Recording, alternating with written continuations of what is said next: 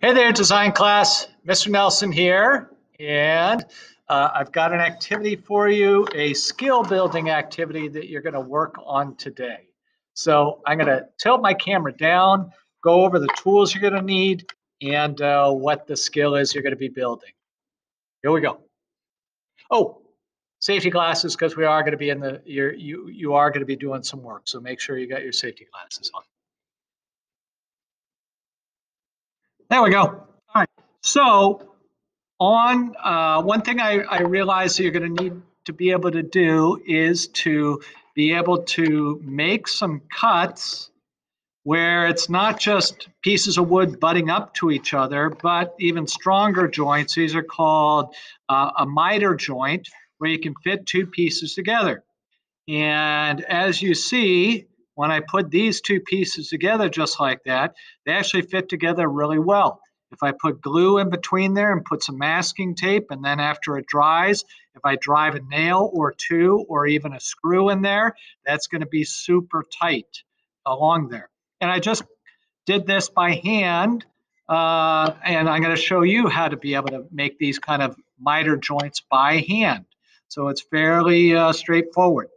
So for this activity, you're going to get two of the pieces that you have out of your first kit, project one, because you may be wanting to use these miter joints on part of that project once we talk about what that project's going to be.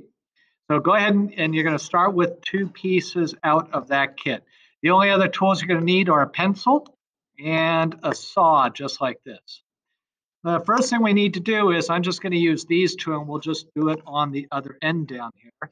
The first thing we need to do is to lay out and to have our 45-degree angle there. How do we do that? It's actually really super simple. I'm just going to take I'll start with this one here. I'm just going to take another piece like this and lay it on top. So I'm flush up here at the top, and then I'm just going to draw a line straight across there. I've just drawn a line, since these are square, that's about that same distance there. I'll do the same to this one, and then I'll show you what the next step is. So I have my line going across there, same thing.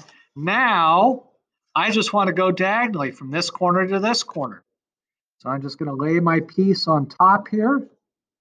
I'm going to go diagonally down there. I'm going to do the same to this one. I'm just going to lay this on top. I'm going to go diagonally across there, go from that corner to that corner. Then lastly, you want to make sure that you're also, because we're going to be cutting along that line, I'll use that edge right there as a guide, but I also want to have another line here as a guide. So I just have this flush on my side here, line it up, and just draw another line there. So when I'm sawing down there, I'll also try to keep my saw on that line, and now I'm going to do the same thing here. I just keep it flush on this edge, and then just draw straight down. There we go. So now I have the layout. If you need to watch that again, go ahead and pause it as we go through it. Now I'm going to move my stool back, and I'm going to do my cuts. So if you're doing your cuts, have it over a table like this and have a trash can underneath you to be able to catch the dust so it's not going all over in your house. If you're outside, maybe it's a different thing, but if you're doing it inside, make sure there's a trash can. So I'm going to start off in the corner.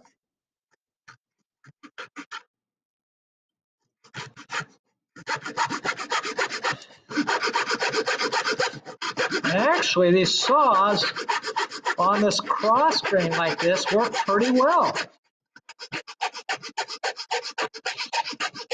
I wasn't sure how well this would work. Now I'm coming down along the front there, sort of keeping an eye.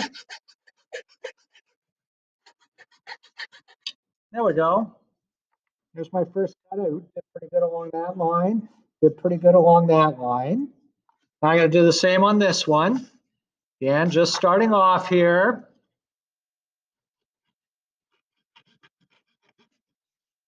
Once I get it going,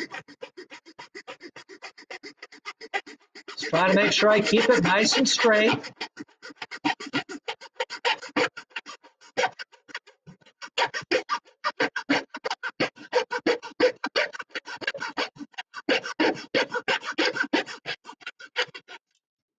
There we go. Cutting all the way through. And now, just turn that one over. Got a pretty good joint right there. So again, I would glue this in between there and put masking tape there to hold it in place. Once the glue dries, then I could put a nail in there. So what I want you to do is to go through and get 2 of your pieces out. Be able to mark them out like this.